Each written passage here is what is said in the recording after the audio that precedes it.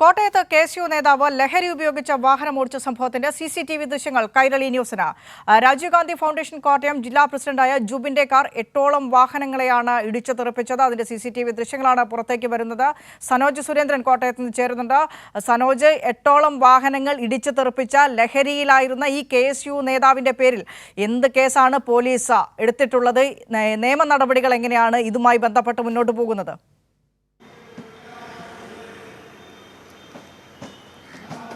വിനിഷ, ഈ വിഷയത്തിൽ പോലീസ് കേസെടുത്തിട്ടില്ല എന്നുള്ളതാണ് ഏറ്റവും സങ്കടകരമായ കാര്യം. ഇന്നലെ വൈകുന്നേരത്തോടു കൂടിയായിരുന്നു ഇത്തരത്തിൽ അപകടകരമായ രീതിയിൽ ഈ KSUവിൻ്റെ നേതാവായിട്ടുള്ള ജൂബിൻ ജേക്കബ് വാഹനമോടിച്ചത്. ഈ വാഹനമോടിച്ച വഴിയെക്കുറിച്ച് പറയുമ്പോഴാണ് ഏറ്റവും മറ്റൊരു പ്രധാനപ്പെട്ട കാര്യം ഉള്ളത്. അതായത് കോട്ടയത്തു നിന്നും മെഡിക്കൽ കോളേജിലേക്ക് പോകുന്ന പ്രധാനപ്പെട്ട റോഡാണ്.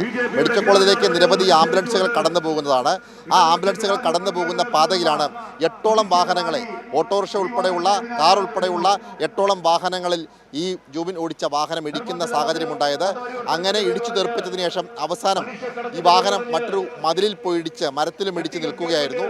പിന്നീട് നാട്ടുകാരാണ് പിടികൂടി പോലീസിൽ ഏൽപ്പിക്കുകയും പോലീസിൽ ഏൽപ്പിച്ച ജൂബിൻ ആദ്യം കോട്ടയം മെഡിക്കൽ കോളേജ് ആശുപത്രിയിൽ പ്രവേശിപ്പിക്കുകയും പിന്നീട് കാരിത്താസ് ആശുപത്രിയിലേക്ക് മാറ്റുകയുമായിരുന്നു. അങ്ങനെ അപകടകരമായ രീതിയിൽ വാഹനം ഓടിച്ച KSU നേതാവിനെ മുൻപ് കഞ്ചാവ് കേസിൽ പിടികൂടിയിട്ടുണ്ട്.